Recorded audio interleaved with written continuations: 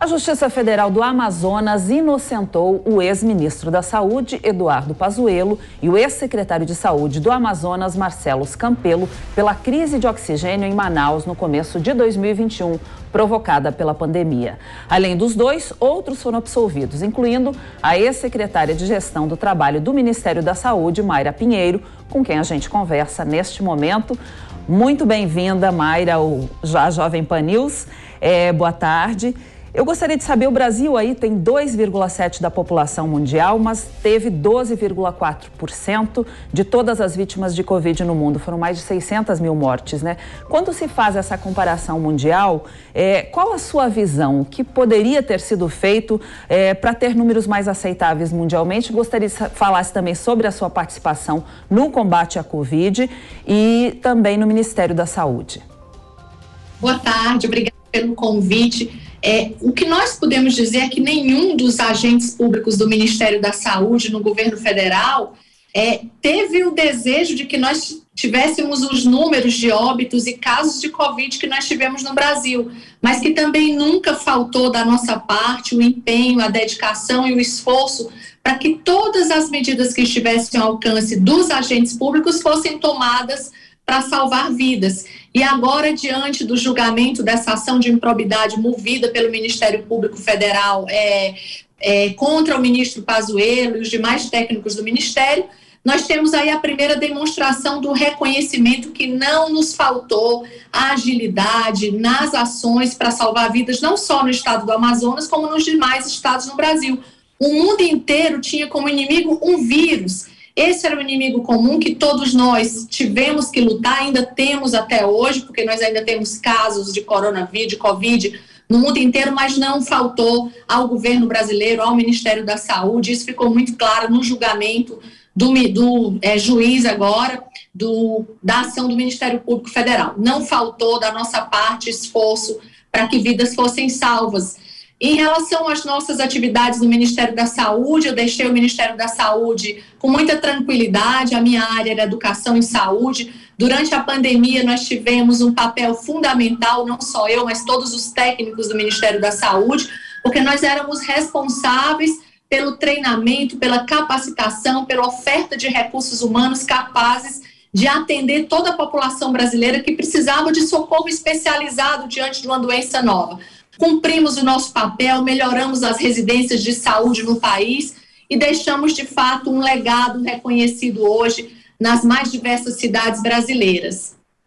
Secretária, aqui quem fala é o jornalista Daniel Caniato. A gente, claro, agradece muito a sua gentileza em nos atender, mas eu conversei com alguns especialistas e juristas e alguns disseram que a senhora, o próprio ex-ministro Pazuello e os outros gestores públicos envolvidos nessa questão com o Ministério Público Federal teriam sido beneficiados com a mudança na legislação que trata de improbidade administrativa. Esse ajuste na legislação foi realizado no ano de 2021.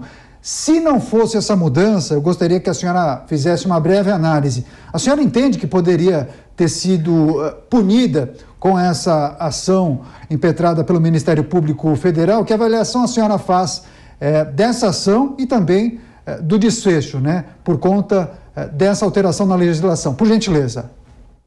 Pois não, Daniel, eu fico muito feliz com a sua pergunta. Inclusive eu me remeto a janeiro de 2021 e ao que veio depois da nossa ação em Manaus, onde muitos veículos de uma imprensa hoje militante, até pessoas do próprio judiciário que hoje fazem um ativismo judicial, já imputavam a gente uma condenação, dizendo que nós agíamos com improbidade.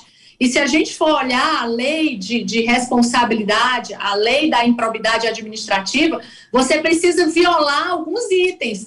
Você agir de forma desonesta, sem respeitar o princípio da legalidade, o princípio da imparcialidade. Em nenhum momento faltou dessas pessoas que foram colocadas na condição de réu o cumprimento das condutas hoje que são vedadas ao servidor público. Então, nós agimos, mesmo com a lei antiga, dentro dos princípios da legalidade, nunca agimos no sentido de beneficiar nenhuma instituição, nem a nós próprios, nem a terceiros. Todas as nossas condutas em Manaus, mesmo aquelas que foram colocadas para a população, como se elas fossem responsabilizadas pelas mortes, porque disseram que nós agimos com retardo das nossas ações, que nós não supervisionamos o controle de oxigênio, que a gente difundiu o tratamento precoce. Todas essas medidas, mesmo aquelas que foram questionadas por uma parte da sociedade, elas encontraram abrigo na nossa missão de salvar vidas. Nunca houve retardo. Eu vou até comentar aqui com vocês, a gente deve estar lançando em breve, era um desejo meu, e eu consegui com apoiadores da sociedade, a realização de um documentário, Manaus, a história que o Brasil não conheceu. A gente perdeu aí o contato com a Mayra, né? A Mayra Pinheiro, ex-secretária de Gestão do Trabalho do Ministério da Saúde. A gente vai tentar reconectar aí o contato. Voltamos. Está nos ouvindo, Mayra? Sim? Escuto bem. Muito bem. Pode concluir a sua resposta. Concluindo o raciocínio, se a gente for aplicar o que diz as condutas da lei da improbidade administrativa, nenhum de nós cometeu nenhuma conduta que pudesse encontrar abrigo no desrespeito aos princípios que são lá expostos. Não houve retardo nas nossas ações, nós não agimos com dolo, com intenção de causar nenhum mal à população, nem do estado do Amazonas e de nenhum outro estado do Brasil, e nunca nos faltou também honestidade, no sentido de que qualquer uma dessas medidas pudessem trazer benefício para nós próprios, para terceiros ou para algumas instituições. Então, a nossa tranquilidade, ela existe desde o momento em que foi proposta a ação pelo Ministério Público Federal, e hoje a tranquilidade de ter um julgamento de um juiz que nenhum de nós teve acesso ou conhece e que agiu, segundo eles, evitando que a comoção social pudesse resultar num ativismo judicial. Então, eu sigo muito tranquila e acredito que todos os colaboradores do Ministério da Saúde que foram colocados nessa ação hoje também têm a mesma tranquilidade que eu carrego hoje. Secretária, voltando aí a 2021, eu gostaria de saber, esses casos aí de morte por asfixia, por falta de oxigênio, de leitos nos estados do norte, foram um escândalo na época, né? Olhando hoje, em perspectiva, o que poderia ter sido feito diferente para evitar tantas mortes? Olha, eu conheço a história da saúde no Brasil há pelo menos 30 anos atuando como médica. Desde o primeiro dia que eu tive contato com a realidade do Amazonas, e eu não estava no Ministério da Saúde, que Manaus, principalmente, a gente pode descrever como a crônica da morte anunciada. A gente tinha hospitais com número insuficiente de leitos, a gente tinha profissionais de saúde desmotivados, sem receber suas remunerações em dia, falta de insumos, de medicamentos. Então, se a gente imaginar que isso se reproduziu em boa parte das capitais e nos pequenos municípios brasileiros, quando a gente tem uma doença aguda, letal como a Covid, e faltam todas essas condições em períodos ordinários sem Covid, a gente imagina que qualquer situação como a Covid vai causar um caos. Foi o que aconteceu em Manaus, tanto no primeiro surto da doença, como no segundo surto.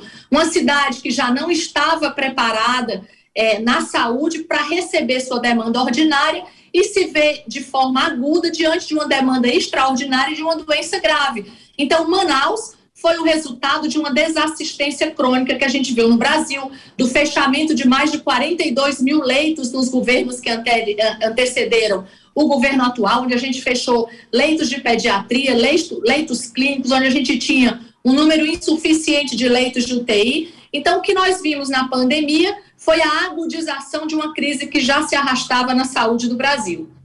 Muito bem, a gente conversou então com a ex-secretária de Gestão do Trabalho do Ministério da Saúde, Mayra Pinheiro, sobre essa questão aí da absolvição do ex-ministro da Saúde, junto com outras pessoas, sobre a crise do oxigênio em Manaus em 2021. Agradeço a sua participação hoje aqui com a gente. Obrigada e uma boa tarde. Boa tarde, eu que agradeço a oportunidade.